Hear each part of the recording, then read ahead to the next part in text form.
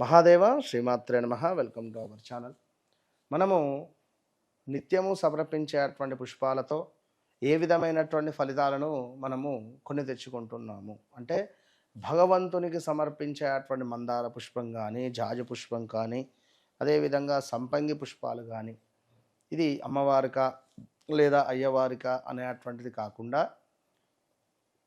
మీరు ఎవరికి సమర్పిస్తున్నారు, ఈ సమర్పించే పుష్పాల వల్ల మనకు ఎలాంటి ఫలితము అనేటువంటిది లభిస్తుంది అనేటువంటి విషయాలను తెలుసుకుందాం షార్ట్కట్లో. మరి దేవునికి సమర్పించేటువంటి అమ్మవారికి కానీ దేవుడు కానీ ఇక్కడ రెండు విషయాలను టకటక చెప్పేస్తాను, అర్థం చేసుకోండి. ఏ పువ్వు ఏ ఫలితాన్ని అందిస్తుంది అంటే దేవునికి జాజి పుష్పాలను అర్పించేటువంటి క్రమంలో మీలో ఉన్న దుష్ట గుణాలను మీరు తొలగిపోయేటువంటి ఫలితం ఉంటుంది. అదేవిధంగా ఉద్యోగంలో ఏవైనా సమస్యలు ఉన్నట్టయితే ఈ యొక్క జాజి పుష్పాలను అమ్మవారికి కానీ అయ్యవారికి కానీ సమర్పించండి. ఇక దేవునికి సంపెంగ పూలను అర్పించడము ద్వారా మాంత్రిక ప్రయోగాలపైన మీకు ఏది కూడా పనిచేయవు. సంపెంగ పుష్పాలు అమ్మవారికి సమర్పించినా స్వామివారికి సమర్పించినా కూడా మీపై ఏమైనా చేతపడి కానీ మంత్రాలు కానీ ఏమైనా ఉన్నా కూడా పనిచేయవు. శత్రువుల బాధ నివారణ అనేటువంటిది ఉంటుంది. పారిజాత పుష్పాలు ఇవి మనస్సుకు శాంతికి లభిస్తుంది, కాలసర్పదోష విముక్తి. రుద్రాక్ష పుష్పాలను సమర్పిస్తే ఎన్ని కష్టాలు వచ్చినా అంతిమ విజయం మీదే అని తెలుసుకోండి. మొగిలి పుష్పాలను సమర్పిస్తే అధికారంలో ఉన్నవారి మనస్తాపాలు మనకు పరిహరించబడుతున్నాయి. మొగిలి పువ్వులు. లక్ష్మీ పువ్వులతో పూజిస్తే భార్యా పిల్లలతో కలహాలు లేకుండా సంతోషం ఉంటుంది. పద్మము లేదా కమలం పుష్పాలతో పూజించినటువంటి వారికి సమస్త దరిద్రాలు దూరం అవుతాయి అని చెప్పడం జరుగుతున్నది. శ్రీమంతులు అవుతారు.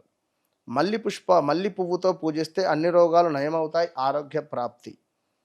గన్నేరు పువ్వుతో పూజిస్తే అదేవిధంగా మనకు చక్కటి కల్పనా సాహిత్యము, ఒక సరస్వతి అమ్మవారి యొక్క అనుగ్రహం లభిస్తుంది.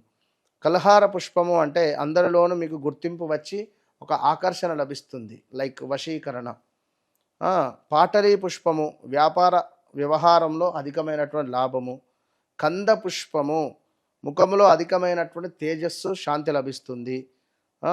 తుమ్మ పూలతో ఈశ్వరునికి పూజ చేస్తే దేవునిపై భక్తి అధికమవుతుందట.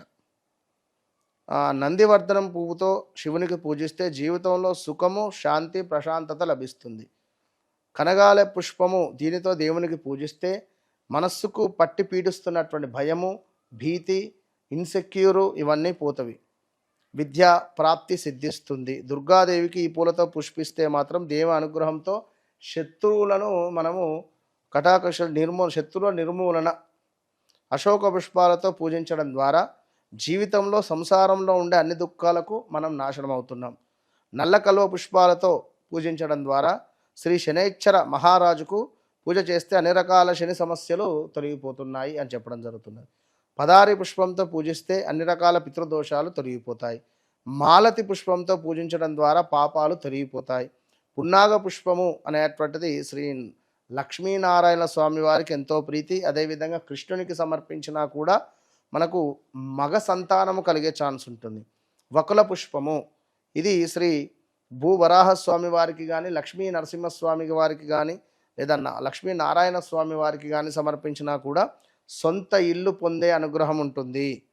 ఉత్పల పుష్పంతో జీవితంలో చాలా కష్టాలు పడేటువంటి వారు ప్రతిరోజు విష్ణు సహస్రనామాలను చదువుకొని మహాలక్ష్మి సహస్రనామము కూడా చేసి పఠించి ఉత్పన్న పుష్పంతో పూజ చేస్తే జీవితంలో అభివృద్ధి అనేటువంటిది ఉంటుంది. తెల్లని జిల్లేడు పువ్వులతో గణేశునికి కానీ, శంకరునికి కానీ, సూర్యదేవునికి కానీ పూజించడం వల్ల రోగాలు తొలగి ఆరోగ్యము సిద్ధిస్తుంది. ద్రోణ పుష్పము ఈ పుష్పంతో పూజించడం ద్వారా శత్రువుడే మిత్రుడుగా మారేటువంటి పరిస్థితి ఉంటుంది. బంధూక పుష్పముతో పూజించడం ద్వారా శుక్రవారము, మంగళవారము బంధువులు క్షేమంగా ఉంటారు. అగసి పువ్వుతో దేవునికి పూజ చేస్తే పాపాలు తొలగిపోతాయి. సురభి పుష్పముతో పూజించడం ద్వారా మనకు అంటే మనసులో ఏదైతే ఇది కావాలి అని చెప్పి ఇష్టంగా కోరుకుంటామో ఆ కోరిక నెరవేరే పరిస్థితి ఉంటుంది. పొద్దుతిరుగుడు పుష్పాలతో పూజించడం ద్వారా హోమం పూర్ణాహుతికి వేస్తే కనుక అష్ట ఐశ్వర్యాలు సిద్ధిస్తాయి అని మనకు తాంత్రిక నిధిలో చెప్పడం జరుగుతున్నది. కనుక 28 రకాలైనటువంటి పుష్పాలు 27 నక్షత్రాలు. వాస్తవానికి అభిజిత్ 28వ నక్షత్రం. మరి మీ నక్షత్రానికి తగ్గట్టుగా అదేవిధంగా మీకు ఏ పుష్పం అంటే ఇష్టమో కామెంట్ చేయండి. నెక్స్ట్ ఏ నక్షత్రాల వారు ఏ పుష్పముతో పూజించడం ద్వారా విశేషమైనటువంటి ఫలితం దక్కుతుంది అనేటువంటి విషయాన్ని తెలుసుకునే ప్రయత్నం చేద్దాం. All the best.